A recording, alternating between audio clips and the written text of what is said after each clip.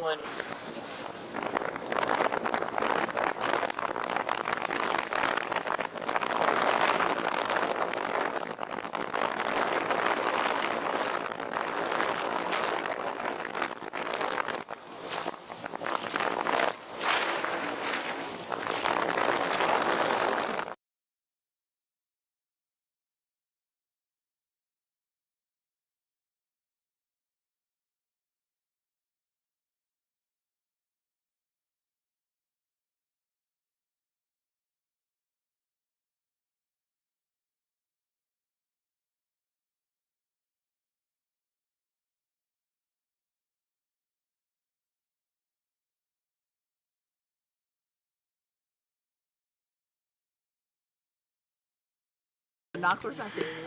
Well, I got the video camera.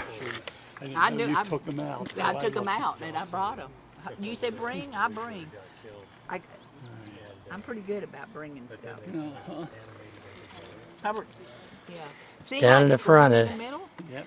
See, when it's 1,000 foot higher. It was like this. Oh. You want to take a picture of it? Yeah, I think. Ron wants to get there. Oh, yeah. Just sit here and watch it grow. Here. It came the right way, so. But it was deceiving when we came up. Yeah, right. Well, take our picture and then he can look at it. Oh, yeah.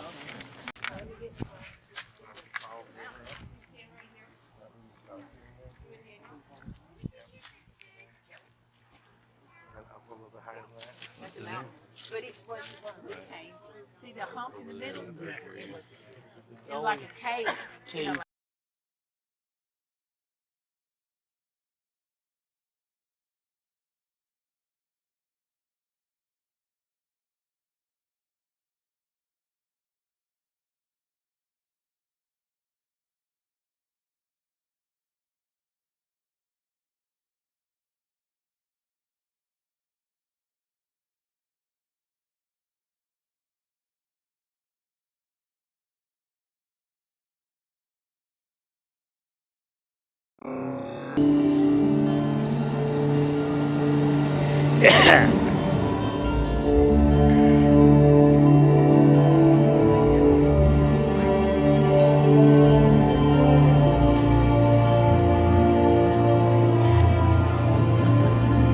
Mount St. Helens is a place of contradictions.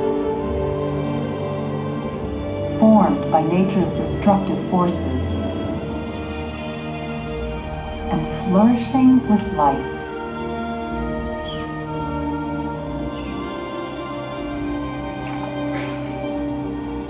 A testament to nature's drive for survival in a landscape shaped by Earth's eternal cycle of destruction and renewal.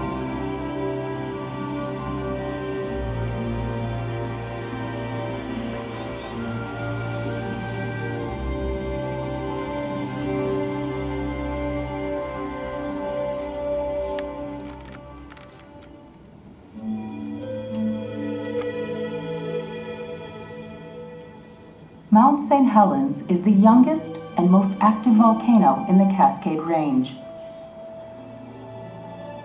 Since it pushed up out of the earth about 300,000 years ago, it has erupted many times, with long dormant periods, hundreds, sometimes thousands of years between eruptions.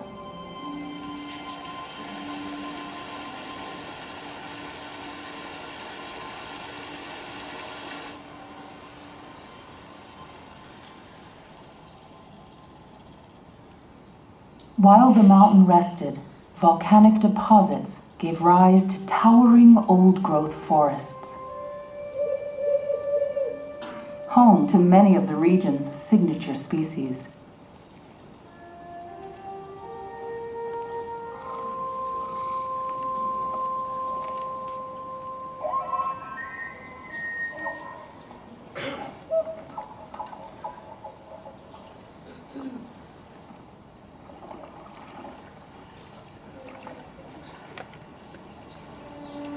For centuries, Mount St. Helens was a symmetrical, snow-capped peak with magnificent Spirit Lake at her feet. Yet beneath this tranquil majesty, powerful forces were at work.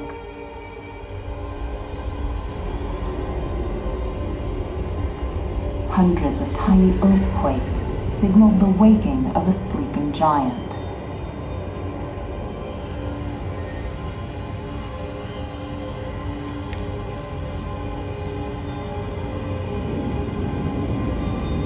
A magnitude 5.1 earthquake causes the north face of the mountain to collapse, triggering the largest landslide in recorded history.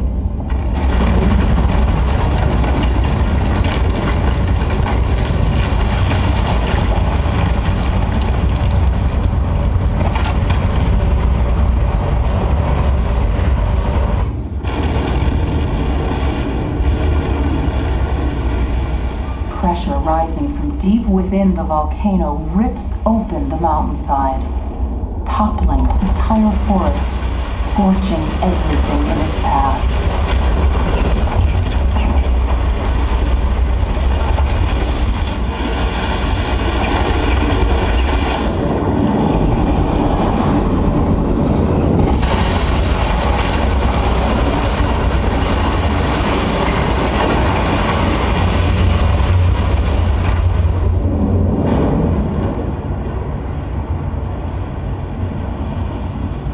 A column of ash rises 15 miles high, blocking out the sun, turning day to night.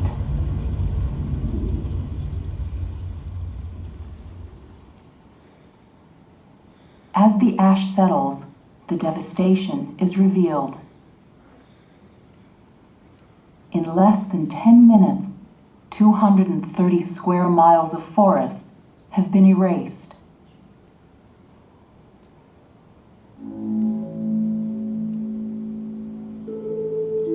The cone-shaped mountain peak is gone. A mile-wide crater is the new face of Mount St. Helens.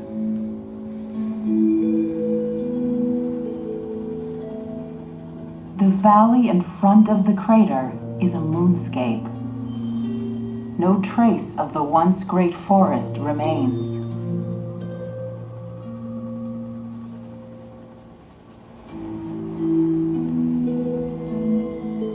The landslide has buried 14 miles of the Toutle River Valley and filled Spirit Lake with trees.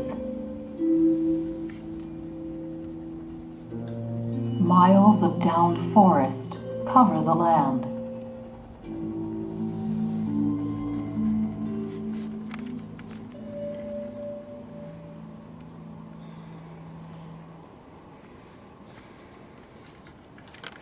Itself has experienced hundreds of eruptions, some of them much larger than the 1980 event. But because we were eyewitnesses to that eruption, its message was delivered with exceptional impact. And we still can read it in the mountain today. The Earth is a living planet. And the landscape we walk today is not what it was yesterday, nor what it will be tomorrow.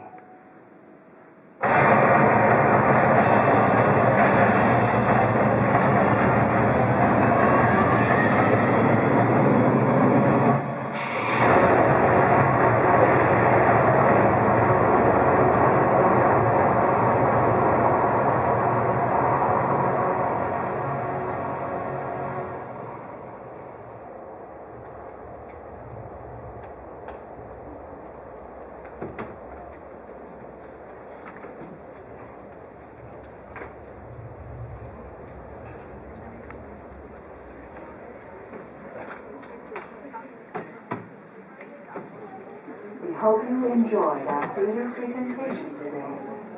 Please exit through the open doors at the front of the theater.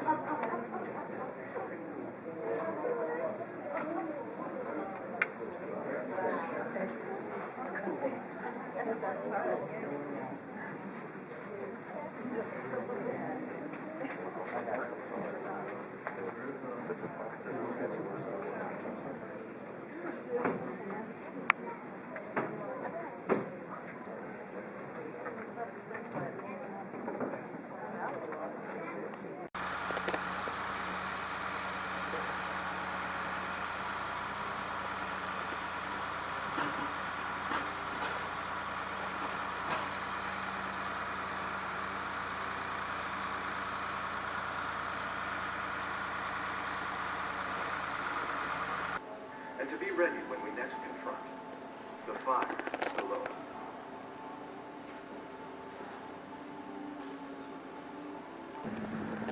We're getting close to Spirit Lake and all the damage by Mount St. Helens. This area is regrowed a lot.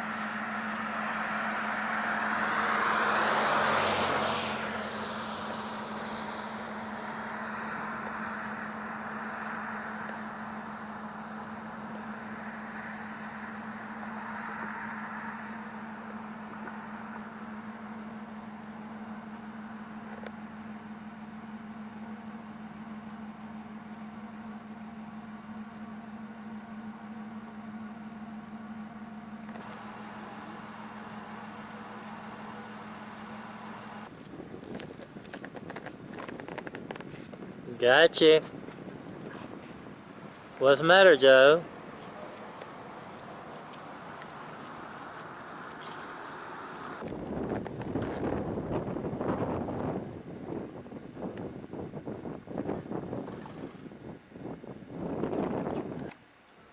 You freezing? Oh God, it's cold. That's Johnson's Ridge. This is cold water lake that's created when it was dammed up by the volcanic eruption. And there's Mount St. Helens, but the fog covers the section of it now.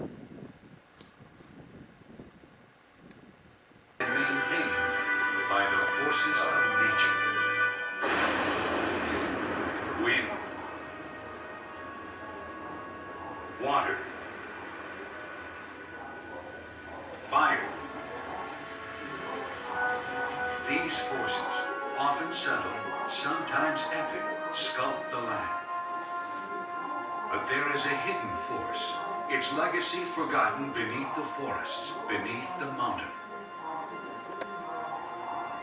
Mount St. Helens, May 18, 1980.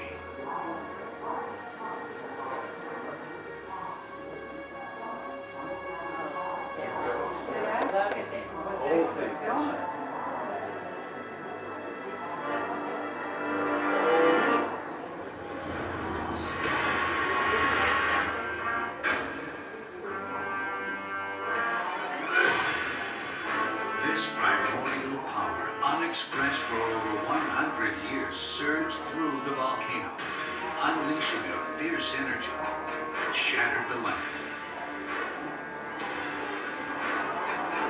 Mentioning to some other folks out here today, this is actually a good day for us. Any day where you can see any portion of the valley or any portion of the mountain is a good day, because we do have some days up here where you can't even see the parking lot area. And it gets really bad out there. And I mentioned to some other folks that sometimes you can't even see the parking lot. We had people circling the parking lot one day looking for the visitor center, because it does get really foggy out there. And I've had people that have come back to this visitor center 4 different times, and they've still never seen Mount St. Helens. In fact, they tell me you can only see Mount St. Helens about 180 days of the year.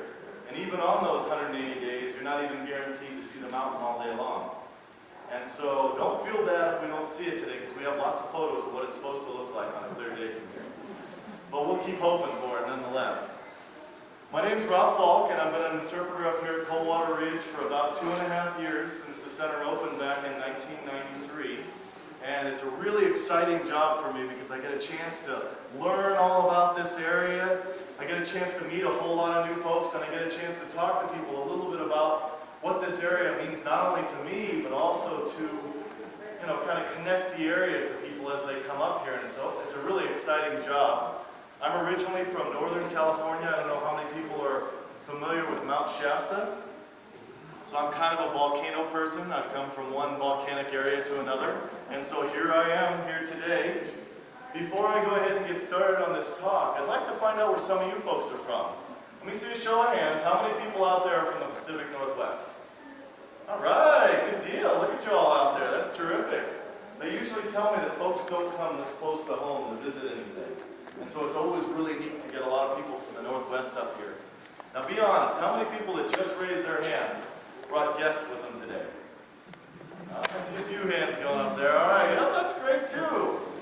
Usually I know when guests come over, it's like, gosh, where are we going to go? We got to do something. Oh my goodness. Let's go to Mount St. Helens. Great place. Great idea, I tell you. You got to love that. So that's great. You brought some friends with you up here. Which brings me to my next question. How many folks out there are from farther away than the Pacific Northwest? All right. That would be everybody else, right? All right. Where are you from?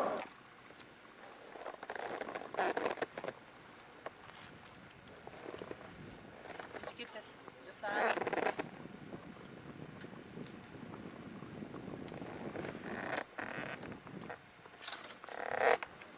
It's Mount St. Helens, and we're overlooking the valley where the mud flowed.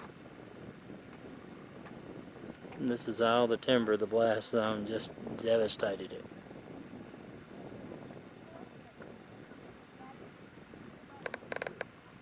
And that's, what's the name of that lake over there? He just gave the name of it.